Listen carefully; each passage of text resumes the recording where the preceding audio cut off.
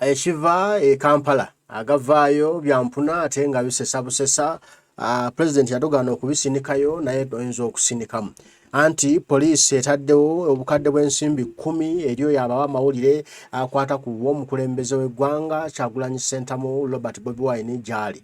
Abagamba mbu okuva Kyagulanyi Ssentamu lwe yabula okuva mu maka ge n'abalekayo bamunoonyezza buli wamu ababuze mbu balaba bulabi nga postinze gy'abadde naye bagezezza okukozesa abakessi baabwe mu buli kimu n'abawo omusimbi muyitirivu balemereddwa okuzuula wa President Kyagulanyi gy'asangibwa era abasabye gwe Munnayuganda ali eyo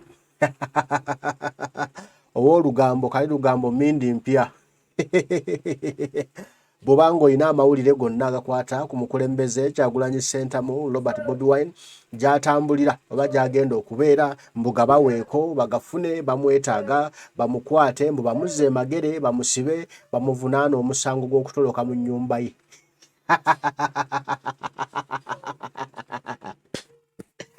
Oh my God.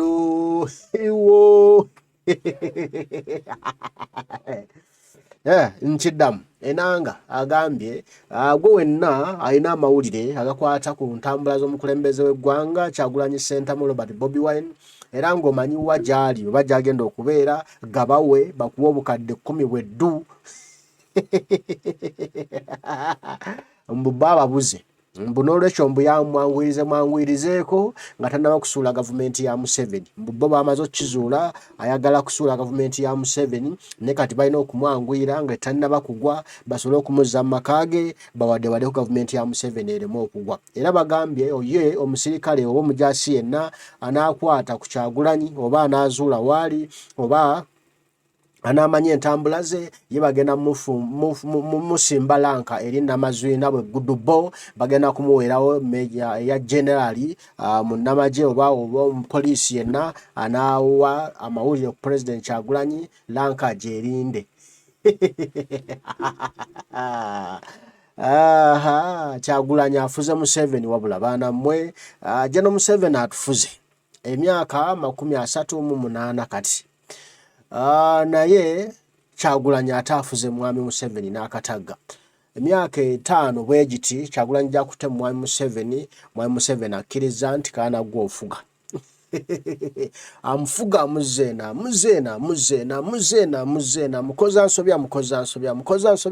nsobya mulabisa age mawulire agali e Kampala abo oyagala obukadde 10 mwana wange kibugaana kuwaayo President Kyagulanyi kola olugambo muweeyo naye binaddirira gwe onombuulira gagano gagamba nti Justin police Uganda police to award 10 million to anyone who will offer clues on whereabouts of Nopu Uganda President Kyagulanyi Ssentamu Robert Bobi Wine, whose whereabouts remain mysterious, and a rank elevation for any police or UPDF officer who will arrest him.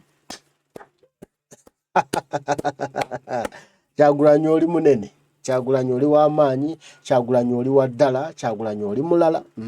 Kyagulanyi si bye biri bye mwali mulowooza, ono omusajja wa njawulo, ono omusajja Katonda yamutuwa nga kitangaalijja ekigenda okutumulisa amaaso gye tulaga mu ggwanga lyaffe Uganda era nga gwe muggo guli omunene ogwa Musa gwe yakuba ku mazzi ku nnyanja ne yeeyawulamu kati nno Kyagulanyi yagenda okuba ku General Museveni akampa papa bannayuganda bafune ensi ennungi. Emagere abasajja beebuuza President yababulako atya kuba bateekayo abawanvu n'abampi abateekayo abasirikale abadene ababede era ndowooza olaba abateekayo abasirikale ababede olaba ndowooza ku basirikale abo ne bongerako n'okuteekako ebintu ebirala waggulu ku mmotoka kwe batuula balengere bulungi mu compound y'omukulembeze abalabe ebiriyo ajja ssaawa mmeka akumawo mmeka afuluma mmeka kubanga tamanyi waayita okuyingira n'okufuluma okubayitako balaba mulabe ng'ali mu kutambula mu bitundu ebyenjawulo ne tamanyi afuluma atya ayingira atya ati nno tebamanyi nno President Kyagulanyi kakkapa kino nno kye bakola kimenya mateeka okubeera ng'olingiza mu compound y'omuntu kuba tekigwanidde tekisaanidde lwaki oba olingiza era oba oyagalayo ki okumalako abantu privacy infringing on someone's privacy in his or her property. Guno musango gwa naggomola mu mateeka ag'eggwanga lya Uganda lya wano. Omuntu yenna akwatibwa ng'akola ebintu nga bino abazizza omusango gwa naggomola. Kati poliisi eri ku musango gwennyini mwe yeegiriisiza. Ekifaananyi kino pulezidenti yakitwereddeyo n'ayogera ebigambo bino. Pulezidenti yagambye nti kuba ompulira bulungi kangiremu wano birengere vwere tusome ffenna wamu vwere. Pulezidenti yagambye bw'ati nti in the meantime, this is the situation at our home in Magere. In addition to the stationary as well as mobile cameras planted at around our home, they are now seated on top of police trucks, monitoring directly whatever is happening inside our compound. A blatant breach of our right to privacy. Our neighbors are also being grossly inconvenienced by these criminal actions. You wonder why they don't put the resources they invest in this impunity to improve the lives of our people, bring back our people.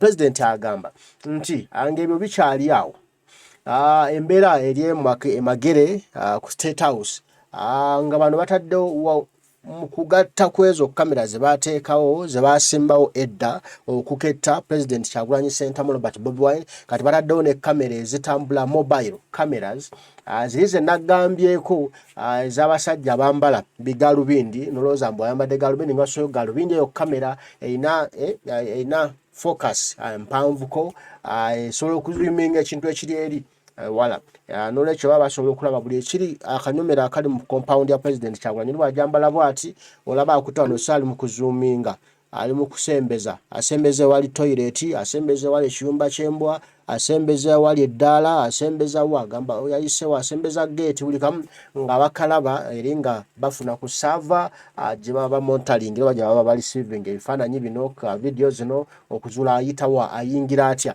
Agamba nti mobile cameras nazo zaaleeteddwa zino ze mbagambye nazibalazeeko omusajja Golobingalubindi ng'ali waka omukulembeze Kyagulanyi Ssentamu Robert Bobi Wine nti ng'ebyo nabyo bimaze okubalemerera otekamu tekinologi yenna n'omusimbi omuzito gwonna mu kamera oketta President Kyagulanyi. Kati basazeewo bateeke baggulu w'emmotoka kabangali batuule eyo babeere nga balaba direct mu maka g'omukulembeze Kyagulanyi Ssentamu Robert Bobi Wine biki ebigenda mu maaso biki ebiriyo ate nga kino kimenya mateeka okulingiriza omuntu mu maka ge oba olinnyirira eddembe lye ery'okuba ery'obwekusifu. Oli abatakyalina byama abatakyalina bwekusifu bonna kubanga oli mu kumulingiriza nti n'abaliraanwa ba President Kyagulanyi nabo eddembe lyabwe liri mu kulinnyirirwa kuba balemeseddwa okutambuza emirimu gyabwe obulungi nga bwe balina ate okubanga bagitambuza. Era agamba President Kyagulanyi nti bino ebikolwa bakola omusimbi omuyitirivu gwe bateekamu oba gwe bataddemu okulaba nga baketta ku nnyumba ye deployment eno yonna singa omusimbi gwe bakozesezza okukola enguudo kyandibadde kimala bumazi nga tewali kwekalakaasa. Singa bakozesezza okusasula abasomesa n'okukola amasomero amalungi kyandibadde kimala bumazi. Singa bakozesezza omusimbi ogwo mu kuteeka eddagala mu malwaliro n'okusasula abasawo kyandibadde kimala bumazi. Kyano ekikolerwa eggwanga Uganda era Uganda yandibadde yeesimisa nnyo abakulembeze naye bano bo babbi bubbi. N'olwekyo n'agamba nti mukomyewo abantu baffe mutuwe abantu baffe. Ebyo nno ebigambo bya President Kyagulanyi Ssentamu Robert Bobi Wine ku mbeera eri ewakaawe ate nga ne poliisi egambye oyo yenna akwata ku President Kyagulanyi Ssentamu Robert Bobi Wine mutwale omubawe bagenda kuwa obukadde 10 bweddu oba musirikale bagenda kuwa zaalanka. Bana ate batidde. Kati General Museveni watiiridde bw'ati ng'akyatudde mu ntebe olwo bw'anaagivayamu taakutuke kuba nange ntiddemu omuntu okutya ng'olina emmundu zonna n'otiitira bw'oti n'oggwamu amaanyi bw'oti n'okyankalana bw'oti olwo bw'ate bw'onoova mu ntebe Pulezidenti Kyagulanyi ng'amaze okulayira si kwe kutuuka kw'okutondoka omuntu n'agwa wali kwe tuwulira ne bagamba nti gundi yatondose, gundi yagudde wali, gundi yazirise, gundi yafudde naye nga kyekimuse pressure nnene. Kale mwongere mu kunyigiriza, mwongere kubikola, twongere tubikole paka General Museveni kuwulira bubi. Tulina okumuwuliza obubi. Omwaka guno 2024 nabagambye gwakwekalakasa, gwakumenka, gwakucankana, gwakwecanga, gwakwechawa, gwakugoba General Museveni wano, gwakusimba bitooke, gwakukola byonna tujja kubikola, byonna tulina okubigoberera era byonna tulina okubituukiriza okulaba ng'eggwanga laffe Uganda literedde. Okulaba ng'eggwanga laffe Uganda tulitwala ku mutendero oguddako wansi w'omukulembeze Kyagulanyi Ssentamu Robert Bobi